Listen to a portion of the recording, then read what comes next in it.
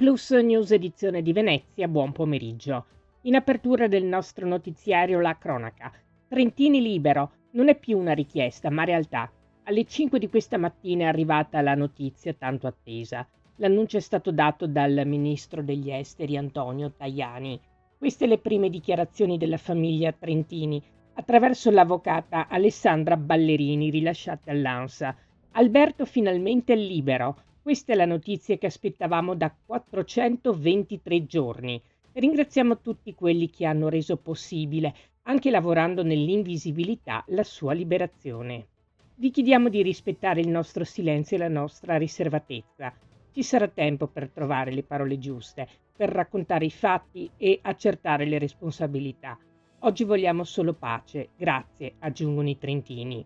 Alberto Trentini è stato liberato assieme a Mario Burlò.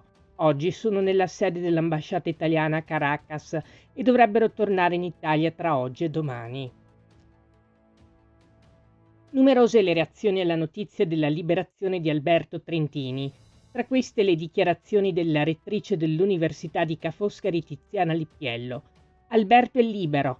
Con profonda commozione e gioia accogliamo la notizia della liberazione del nostro laureato Alberto Trentini, che da oltre un anno era detenuto in Venezuela. Dopo oltre 400 giorni Alberto può finalmente tornare a casa e riabbracciare la sua famiglia e i suoi cari.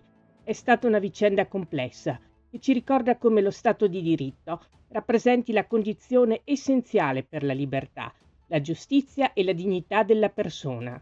Ci uniamo a questa grande felicità e invitiamo Alberto a tornare prossimamente a Ca' Foscari. Saremo lieti di poterlo abbracciare. Ho colto questa notizia davvero con grande emozione. Finalmente Alberto è libero dopo mesi e mesi di angoscia. Il presidente della regione del Veneto, Alberto Stefani, commenta così la notizia della liberazione del cooperante veneziano Alberto Trentin.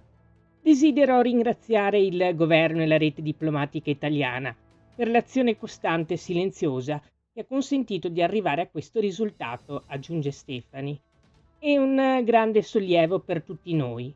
Un pensiero ci tengo a rivolgerlo ai genitori di Alberto, Armanda ed Ezio, che hanno vissuto mesi di grande apprensione. A loro va l'abbraccio dell'intera comunità veneta, che non ha mai smesso di sperare. Ora l'incubo è finito e attendiamo Alberto nella sua città.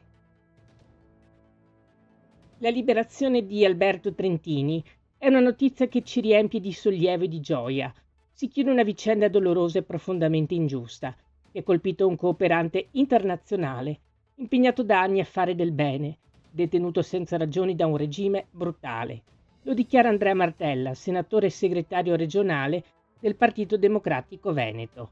Era fondamentale che venisse fatto ogni sforzo possibile per riportarlo a casa, dalla sua famiglia e dai suoi affetti. Oggi una grande ingiustizia viene finalmente sanata. Questa vicenda deve essere anche un monito, continua Martella, contro tutti i dittatori e i regimi che nel mondo pensano sia legittimo far sparire persone sgradite, colpendo proprio chi lavora per aiutare gli altri e difendere la dignità umana. Si chiude qui il nostro notiziario. Grazie per averci seguiti. Arrivederci.